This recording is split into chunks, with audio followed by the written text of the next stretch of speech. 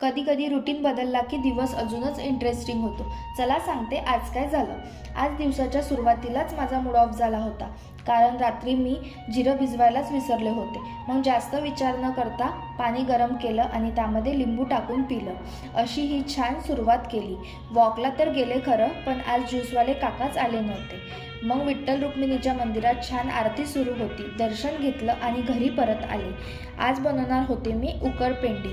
उकरपेंडी ही गव्हाच्या पिठाची असते. ती छान लाल होईस्तर भाजून घ्यायची आणि नंतर फोडणी द्यायची.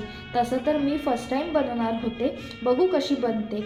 आमच्या इकडे याला आवडीने खातात. उपम्यासारखीच प्रोसेस असते, पण टेस्ट एकदम युनिक. फर्स्ट टाईमच ट्राय केलं मी आणि ती थोडी नरमसुद्धा झाली. त्यामध्ये पाणी जास्त झालं, पण छान एकदम भारी टेस्ट झाली होती.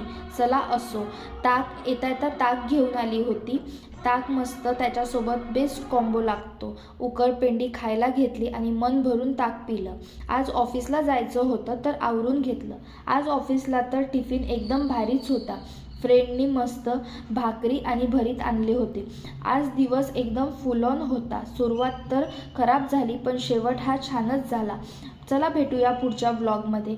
Bye bye.